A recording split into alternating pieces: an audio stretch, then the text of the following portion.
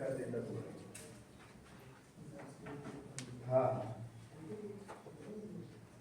नहीं ऐसे की पाइप वाली जो थी ना तुम्हारी जो वैक्यूम करके इसके अंदर में आती है वो है मैंने देखा हूँ वो मार्केट में सारी सही गया हाँ सारी स्कूल का दर्शन में आ रहा उनका लगा हाँ आगे आ रहा होगा हमारे 5-10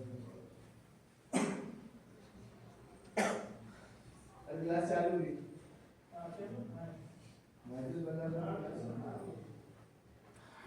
बिस्मिल्लाहिर्रहमानिर्रहीम। ये पहला वाला जो हमारा कौल था, कौल नंबर 1, कुन फिल फितनते कब्लिल लहम। सलवात पढ़िए सब लोग। अल्लाहुम्मा सल्ली अला मुहम्मद व आले मुहम्मद।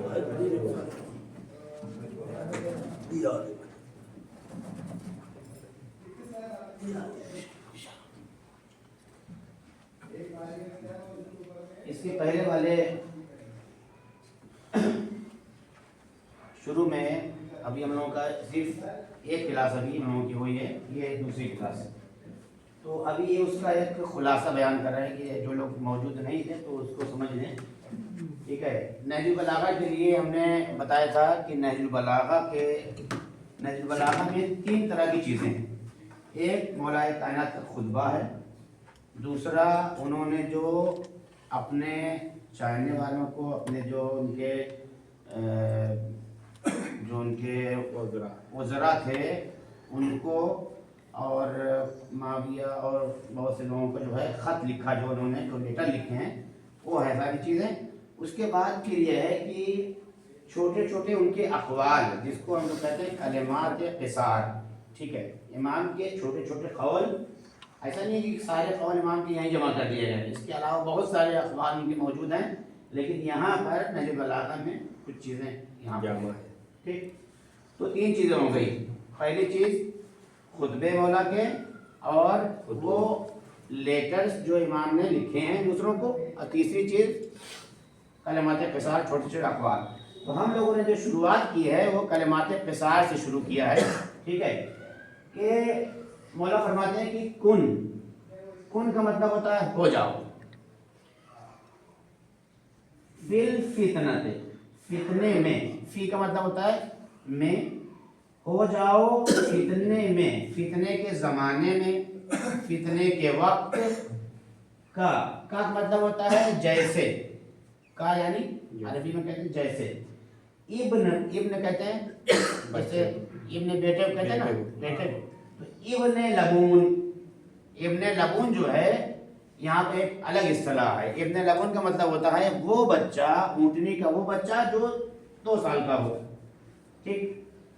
तो फितने के ज़माने में इंसान को ऐसा हो जाना चाहिए कि जैसे ऊँटनी के 2 साल का बच्चा।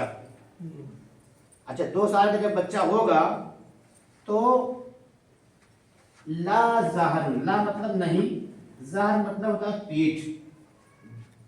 ला ज़हरुन, ना उसके पीठ होगी, फयुरकब की कोई उसके ऊपर सवार हो सके, ठीक है। वला ज़रउन, ना उसके थन होगा, फयुहलब की कोई उसके जरिए से दूध दूध सके, ठीक है। तो इसके बारे में हमने थोड़ा सा तफसील जो बताई थी। फितने का मतलब क्या बताया था, किसी को याद है? आप बताइए फितने का मतलब। फितने का मतलब जो हक और बातिल के दरमियान में कोई फर्क ना हो। हाँ, फितने का मतलब बताया गया था कि फितना का मतलब यह है कि हक और बातिल दोनों जो है मिल जाए। अगर कहीं झगड़ा लड़ाई हो रही हो तो आप ये नहीं कह सकते हैं कि ये हक है ये बातिल है। जब तक आपको पूरे तरीके से यकीन ना हो जाए तब तक आप नहीं कह सकते। तो ऐसी सूरत में जब आपके लिए हक और बातिल दोनों जो है बिल्कुल ऐसा लग रहा हो कि जैसे आपको पता ही नहीं चल रहा हो कि कौन सा हक है कौन सा बातिल, ऐसे मौके पे आपको कैसा होना है, इब्न लबून की तरह होना। اس کی جو مثال دی گئی تھی اور کہ فتنے کا مطلب ایک دو مثال دی گئی تھی، کہا گیا تھا کہ جیسے جنگ صفین جو ہوئی ہے، جنگ صفین میں حق اور باطل واضح تھا، مولائے کائنات اور امیر شام سے جو جنگ ہو رہی تھی، ٹھیک ہے، تو ایسی صورت میں کیا تھا کہ مولائے کائنات کے لیے یہ تھا کہ جس طرف امام علی ہیں اسی طرف حق ہے، یہ بالکل واضح تھا۔ کیوں؟ کیونکہ لوگوں نے رسول اللہ کا قول سنا تھا۔ کیا قول تھا؟ کہا تھا کہ علی مع الحق والحق مع علی، ٹھیک ہے، علی حق کے ساتھ ہیں اور حق علی کے ساتھ ہے۔ اس کے بعد پھر یہ حدیث اور آگے بڑھی کہ جدھر جدھر علی جائیں پروردگار تو حق کو ادھر ادھر موڑ دینا، ٹھیک ہے۔ تو یہ ساری حدیثیں کس کی ہے؟ رسول اللہ کی۔ تو اس کا مطلب یہ ہوا کہ امام علی علیہ السلام جس طرح بھی تھے وہ حق تھا، ٹھیک۔ اچھا، تو ایک تو ہم نے دیکھا جنگ صفین میں، دوسری جگہ ہم نے کہاں دیکھا؟ جنگ جمل میں۔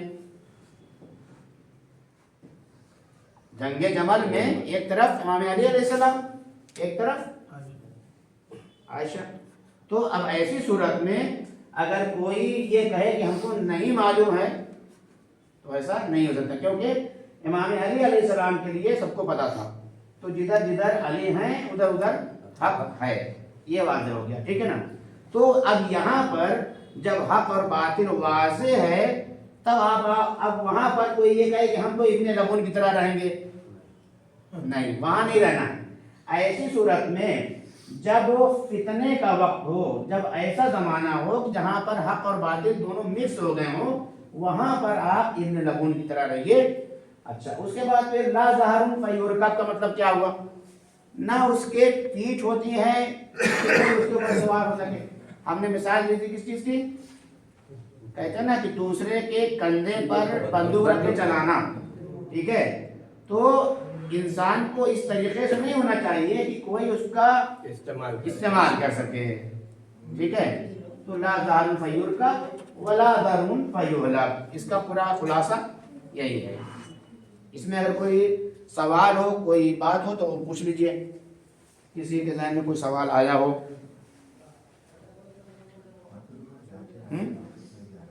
کوئی سوال اگر ہو اس کے سلسلے سے تو بتائیں، تو پھر ہم اس کو جو ہے اس کے بعد والا شروع کریں۔ نہیں ہے؟ چلیے بعد میں اگر ذہن میں آئے گا تو۔ اس کے بعد جو دوسرا قول ہے،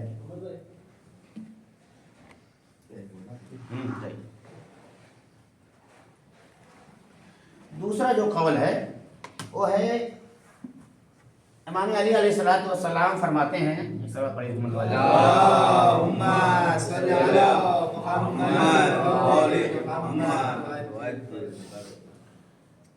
انہوں نے فرمایا کہ ازرا بے نفس ہی من استشعر الطمع، طمع کہتے ہیں لالچ کو، ٹھیک۔ اس کے بعد پھر ورضی بالذل من کشف عن ذر، ایک ایک جملہ جو ہے ہم آپ کو واضح کریں گے، ٹھیک ہے۔ ازرا، ازرا کا مطلب ہوتا ہے رسوا کر دیا، بے نفس ہی اپنے نفس کو، من استشعر جس نے اپنا شعار بنا لیا، کس چیز کو؟ الطمع، لالچ۔ یہ ایک ٹکڑا پورا ہو گیا اور ابھی یہ کنٹینیو ہے۔ تو جس نے لالچ کو اپنا شعار بنا لیا وہ ذلیل ہو گیا، ٹھیک۔ جس نے طمع اور لالچ کو اپنا شعار بنایا اس نے اپنے آپ کو کیا کر لیا؟ رسوا کر لیا۔ اس کے بعد وَرَضِيَ بِالذُّلِّ مَنْ كَشَفَ عَنْ ذُرِّهِ، جس نے ورضیہ اور راضی ہو گیا، بالذل، ذل کہتے ہیں سختی کو، من کشف عن ذر، جس نے اپنی پریشانی کو، اپنی تکلیف کو ظاہر کر دیا، ٹھیک۔ جس نے اپنی تکلیف اور اپنی سختی کو ظاہر کر دیا وہ ذلت پر راضی ہو گیا. ابھی اس کی تشریح کریں گے تو یہ اور چیز واضح ہوگی. وَخَانَتْ عَلَيْهِ نَفْسُهُ مَنْ أَمَّرَ عَلَيْهَا لِسَانُهُ. یہ تیسرا ٹکڑا ہے اس کا. اور جس نے اپنی زبان کو اپنے نفس پر حاکم کر لیا اس نے اپنی قدر و قیمت کھو دی. یہ 3 ٹکڑا ہے. اب انشاءاللہ اس کی توضیح کرتے ہیں ہم.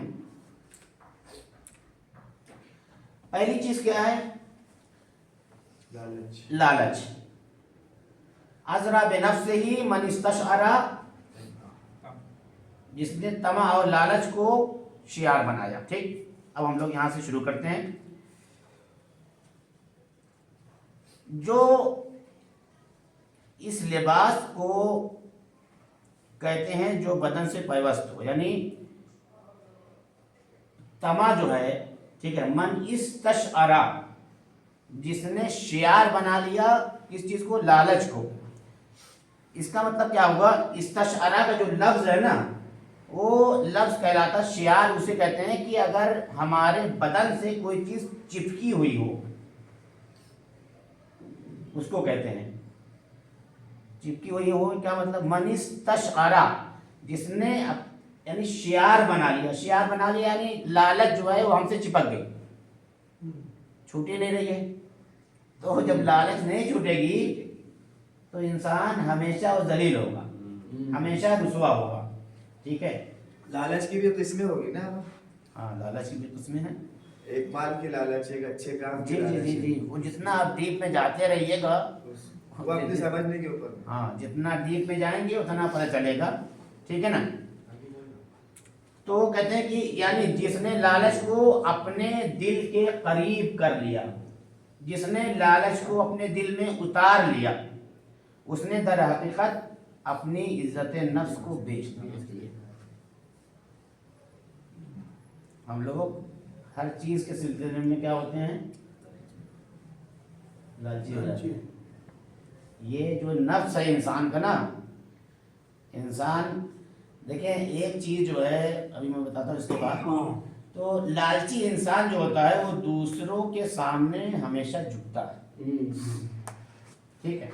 اور وہی کچھ کرتا ہے جو اس کی شان کے خلاف ہوتا ہے. یوں وہ خود بھی اپنے آپ کو کمتر کر لیتا ہے. ٹھیک ہے نا.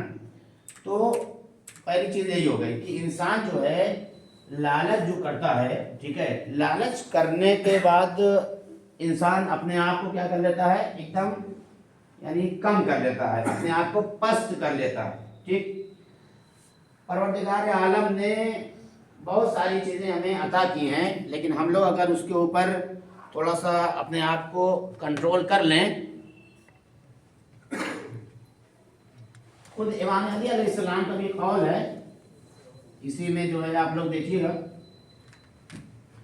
لالچ تو ہمارے سمجھ میں آ گیا نا، طمع، لفظ طمع، تو میم عین طمع یعنی لالچ، یہ سمجھ میں آ گیا. اسی کے مقابلے میں ہمارے پاس ایک چیز ہے قناعت.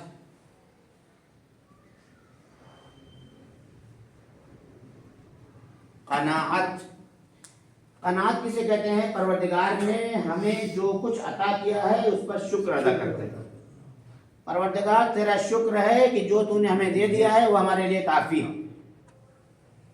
لیکن اگر ہمارے پاس سب کچھ ہونے کے باوجود اگر ہم اس سے مطمئن نہیں ہیں، اس کا مطلب یہ ہے کہ ہمارے اندر لالچ ہے، سنتوش نہیں ہے. تو لالچ جو ہے یہ انسان کو ذلت کی طرف لے جاتا ہے، اور قناعت جو ہے وہ انسان کو عزت بخشتی ہے. ٹھیک ہے. مولا قناعت کا ایک قول ہے قناعت کے اوپر، القناعت مال لا ينفد. قناعت ایک ایسا مال ہے جو کبھی ختم ہونے والا نہیں ہے. ٹھیک ہے. قناعت جو ہے ایسا مال ہے جو کبھی ختم نہیں ہوگا. لیکن لالچ کیا ہے؟ لالچ جو ہے آپ کے پاس پورا پورا سب کچھ بھرا رہے گا تو آپ کی ہوس ختم ہونے والی نہیں ہے. سنتوش نہیں ہوگا. ہاں. यही है, ठीक है ना। तो दो चीजें हो गई, एक हो गई लालच जिससे हमें बचना है, अगर नहीं बचेंगे तो हम ज़लील और रुसवा होंगे, और अगर हमने क़नाअत कर लिया तो अल्लाह उसी क़नाअत के सबब हमें बरकत भी अता करेगा, और उसी क़नाअत के सबब जो है हमें इज्जत भी मिलेगी। ठीक है, क्लियर है। ये एक टुकड़ा इसका।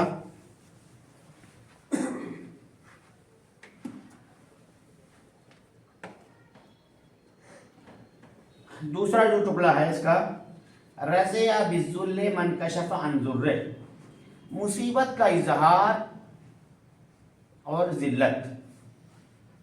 हम लोग हमेशा जो है जब कोई मुसीबत पड़ती है तो फौरन क्या करते हैं, उसका इजहार दूसरों से कर देते हैं।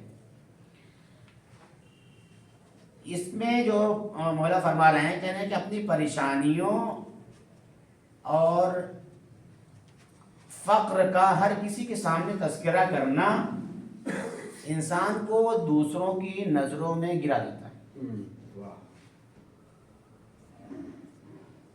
हमें जो परेशानी आ रही है तो हमें चाहिए कि भाई हम अपनी परेशानी को ऐसे से कहें जो खुद मोहताज ना हो। आपसे कह रहे हैं, इसे कह रहे हैं, इसे कह रहे हैं, हर आदमी मोहताज है, ठीक है। तो अपनी परेशानियों को हमें ऐसे से कहना है कि जो मोहताज ना हो, ठीक। अगर हमने अपनी परेशानियों को दूसरे से कह दिया तो इसका मतलब यह है कि हम उसके नज़र में तो हल्के हो गए, ठीक। जब इंसान अपनी कमज़ोरी का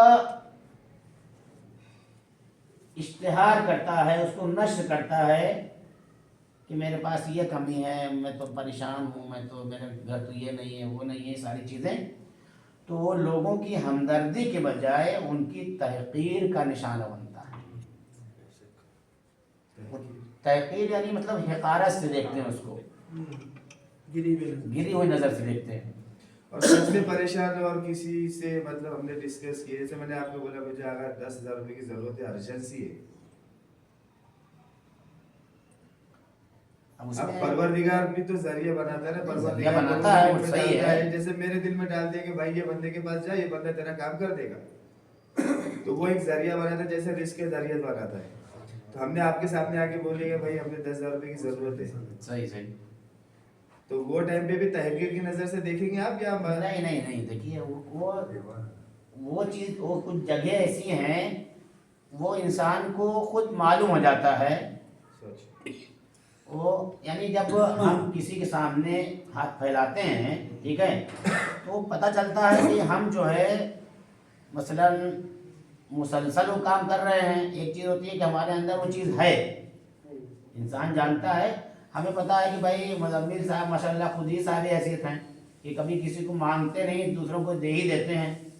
लेकिन आज ये मांग रहे हैं, इसका मतलब ये कि इनके ऊपर कुछ मामला पड़ा हुआ है, ठीक है। तो वो चीज़ वो अलग हो जाती है, अच्छा, ठीक है। जिसकी आदत है वो उसका मसला है, मामूल ना बनाए जी, मामूल ना बनाए मामूल ना बनाए, ठीक है ना।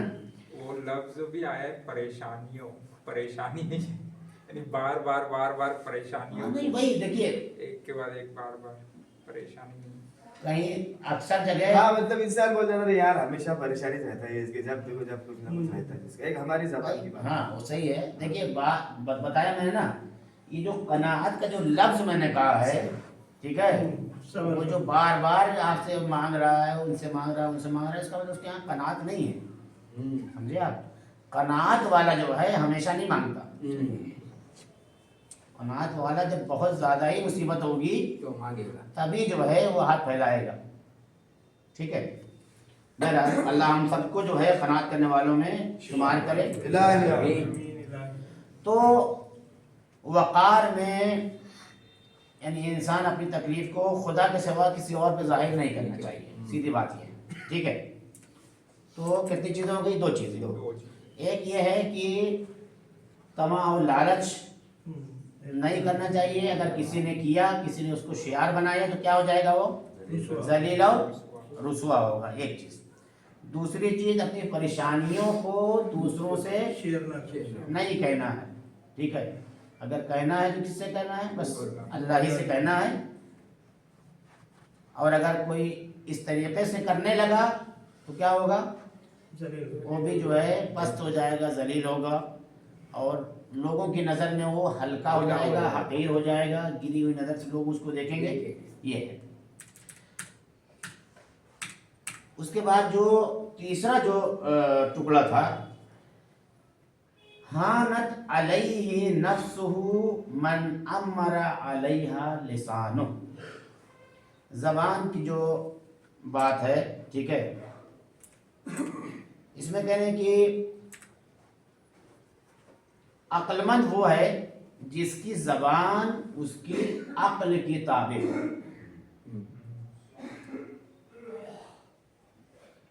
यानी अक्लमंद इंसान जब कुछ बोलता है तो पहले उसको सोचता है, गौर करता है, फिक्र करता है, उसके बाद उसकी ज़बान खुलती है। ठीक है। इसके सिलसिले में और भी बहुत सारी हदीसें हैं। अगर ज़बान अक्ल से आज़ाद हो जाए तो क्या होगा? तो जो जी में आएगा वो बोलेगा। ठीक है। तो इंसान जो है ऐसी बातें कर जाता है जो उसके वक़ार को खाक में मिला देती है, और कहते हैं कि उसकी जो ज़बान है वो बेलगाम हो गई है। ठीक है। यहाँ पर एक दो कौल मैं आपको नक़ल कर दूं पहले, उसके बाद फिर बात को आगे बढ़ाते हैं हम लोग।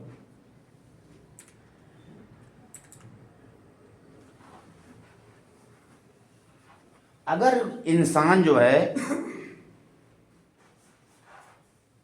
ज़बान, इमाम का कौल है, उसको नक़ल करता हूँ मैं, कि एक होता है अक्लमंद इंसान और एक होता है बेवकूफ़ इंसान। ठीक है। दो तरह के लोग हमारे यहाँ पाए जाते हैं। एक है अक्लमंद और दूसरा कौन है? बेवकूफ़। ज़बान इसके पास भी है, ज़बान इसके पास भी है, दोनों के पास ज़बान है।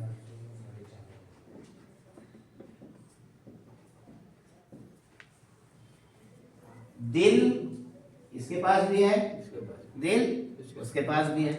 ठीक है ना। दिल यहाँ पर भी है, दिल यहाँ पर भी है। अब जो है ये मैं इमाम का कौल बयान कर रहा हूँ, लेकिन मैं अपने अंदाज से बयान कर रहा हूँ। अक्लमंद की जो ज़बान है, अक्लमंद की जो ज़बान है ये उसके दिल के पीछे होती है। ठीक है। अक्लमंद इंसान की ज़बान उसके दिल के पीछे होती है। मान लीजिए ये दिल है, उसके पीछे है ज़बान।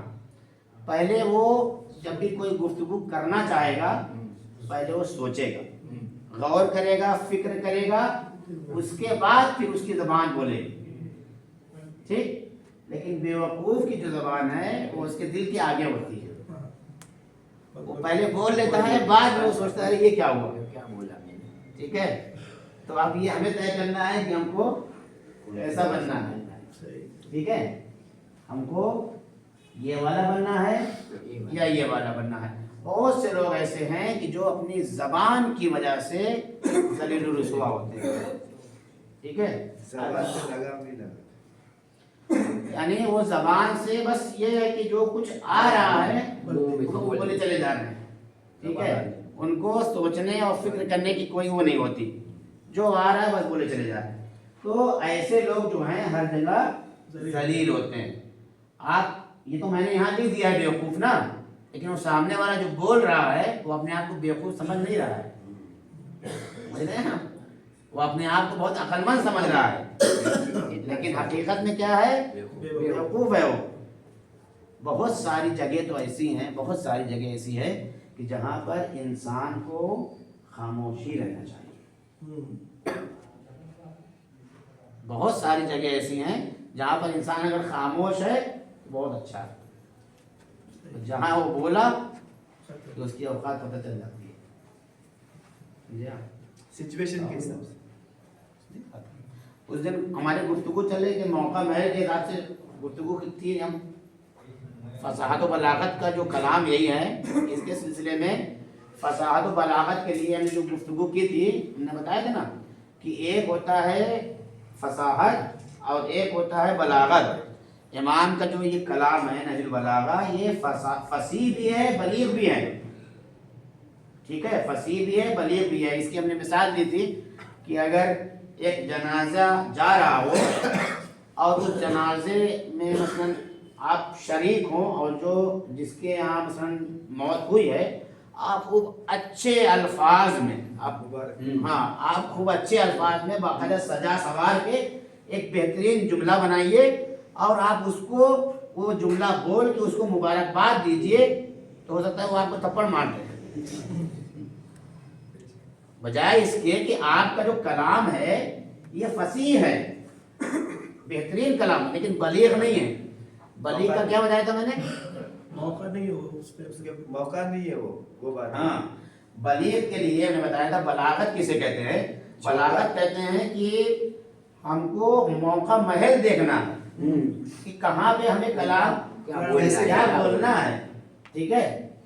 تو وہاں جو ہے تعزیت اور تسلیت کا موقع ہے، اگر ہم مبارکباد دے رہے ہیں تو کیا ہوگا، ٹھیک ہے؟ تو یہ اس کا کلام فصیح تو ہے لیکن بلیغ نہیں ہے، یہ ہم نے گفتگو کی تھی۔ تو اس کے سلسلے میں جو ہماری گفتگو چل رہی تھی، ہم نے کہا کہ عقل مند انسان وہ ہوتا ہے جس کی زبان اس کے دل کے پیچھے ہوتی ہے، اور بیوقوف جو ہوتا ہے اس کی زبان اس کے دل کے آگے ہوتی ہے، ٹھیک ہے؟ اس کے بعد پھر ایک اور قول آپ کو نقل کریں اگر ہم، صدر العاقل صندوق سرو،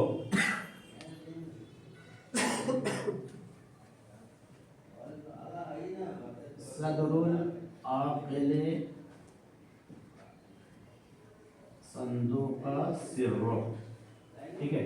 یہ ایک جملہ یاد ہے، اگلا شاید جو میں وہ تھوڑا دیکھوں گا مجھے۔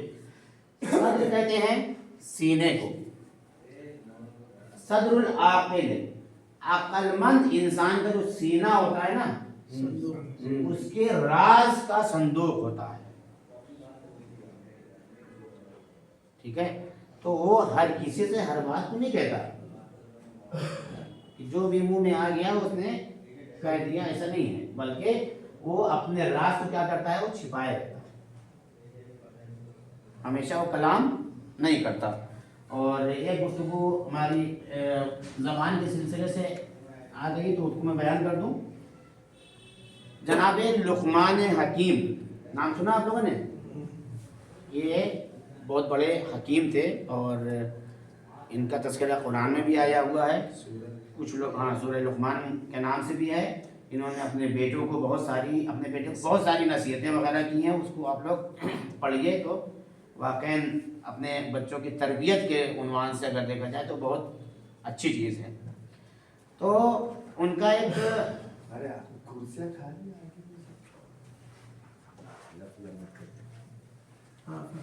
ہاں تو مانیٹر ہے ہمارے برابر ہے، ان کا ایک واقعہ ہے، ٹھیک ہے؟ خود ان سے ہے یا انہوں نے اپنے ایک غلام کو بھیجا کہ جا کے تم ایسی چیز لے کے آؤ کہ جو سب سے اچھی ہو، سب سے اچھی چیز جو ہو وہ تم لے آؤ۔ تو وہ گیا، وہ ایک جانور کی زبان لے آیا۔ کس کی زبان؟ ایک جانور کی زبان لے آیا، کہا یہ ہے، کہا سب سے اچھی چیز یہی ہے۔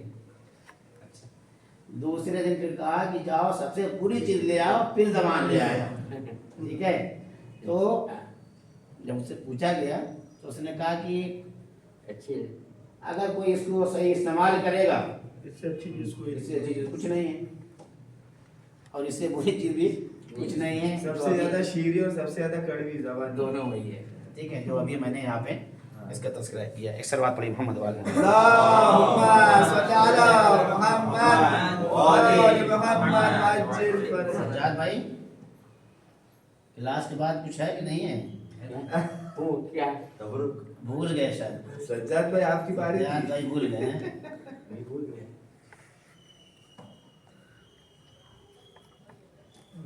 تم بھی زبان لے کے آؤ۔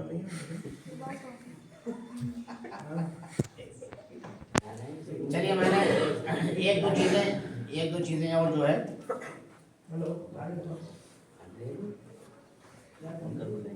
अरे सुनिए जब ऐसे ही कह रहा हूँ मैं, छोड़ दीजिए आप, अब इधर मुतवज्जह होती इमाम जाफर सादिक अलैहिस्सलाम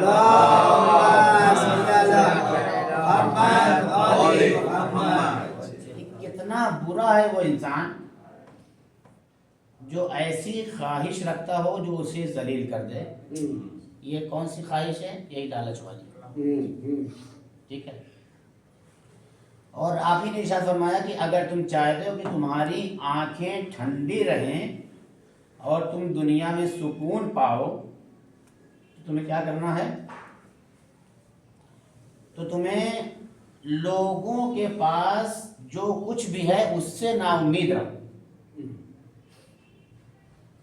जो लोगों के पास है वो आपका नहीं है, वो उसी का है। आपके पास कुछ है, हम उम्मीद लगाए बैठे भाई सज्जाद कुछ देंगे, ठीक है, सज्जाद भाई तो भाई उनका है ना, ठीक है। तो जिसका है वो उसका है। हम मतलब जो उम्मीद लगाए बैठे हैं तो ये हमारी उम्मीद जो है सही नहीं है, ठीक है।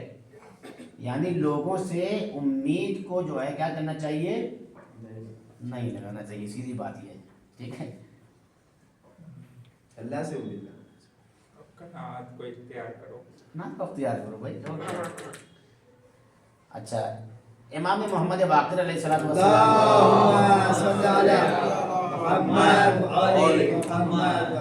आपका इरशाद है, उन्होंने कहा कि तमा और लालच की जो मिसाल दी है, ठीक है, उन्होंने फरमाया कि लालच करने वाले की जो मिसाल है वो कैसी है? रेशम के कीड़े की तरह है। किसके कीड़े की तरह? रेशम के कीड़े की तरह है। का जितना ज्यादा वो अपने गिर्द रेशम लपेटता जाता है उतना उसके अंदर उसके लिए रास्ता बंद होता चला जाता है, ठीक है। यहाँ तक के वो उसी के अंदर घुट के मर जाता है। इमाम बाक़िर अलैहिस्सलाम ने तमा और लालच की मिसाल दी का इस तरीके से है। उसके बाद फिर हम लोग अल्लाह के अलावा दूसरों से शिकवा करते हैं, भाई हमें जिसे कहना चाहिए उससे नहीं कहते, आपसे कह रहे हैं, इनसे कह रहे हैं, उनसे कह रहे हैं, ये सारी परेशानियाँ। तो जब इंसान अपनी परेशानी हर एक को बताता है तो वो अपनी औकात, अपनी हैसियत को खो देता है, ठीक है ना। इमाम ज़ैनुल आबिदीन अलैहिस्सलातु वस्सलाम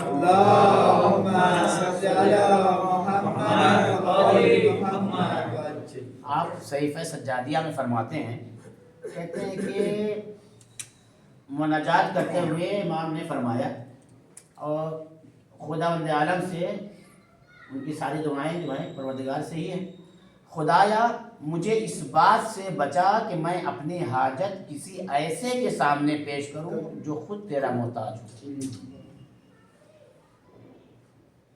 एक वो शख्स जो खुद अल्लाह का मोहताज है, तो हम उससे क्या अपनी परेशानी करें? तो ऐसे लोगों से क्या करना है? बचना है, ठीक है। उसके अलावा इमाम अली अलैहिस्सलातु वस्सलाम का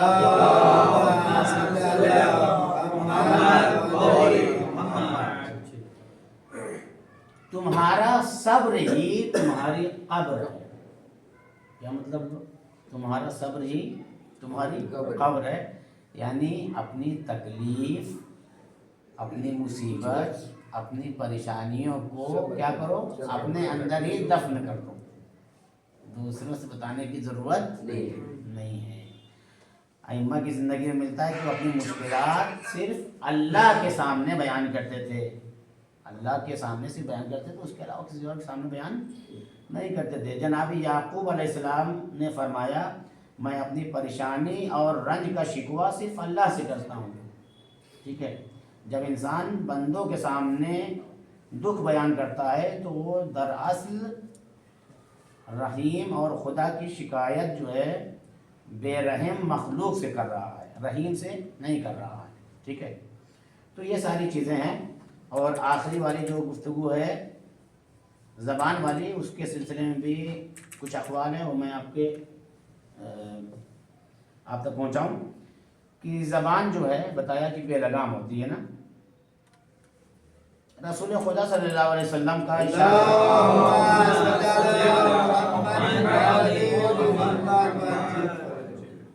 رسول اللہ فرماتے ہیں کہ انسان کا ایمان اس وقت تک درست نہیں ہو سکتا جب تک اس کا دل درست نہ ہو، اور دل اس وقت تک درست نہیں ہو سکتا جب تک اس کی زبان درست نہ ہو. اب آپ دیکھیے ایمان کی جو گفتگو ہے یہ کہاں پہنچ رہی ہے. ایمان پہلے دل کی طرف آیا ہے اور پھر دل جو کس کی طرف آیا، زبان کی طرف آیا. یعنی اگر ہم اسٹیپ بائی اسٹیپ اگر دیکھنا چاہیں تو کیسے دیکھیں گے؟ سب سے پہلے ہمیں کیا کرنا ہے، اپنی زبان کو لگام دینا ہے. اپنی زبان کو پہلے قابو میں کرنا ہے، اس کے بعد اپنے دل کو قابو میں کرنا ہے، پھر جا کے کہیں ہم با ایمان بنیں گے.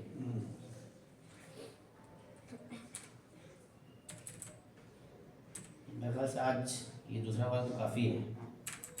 ٹھیک ہے، ایک سلوات پڑھ لیں لوگ.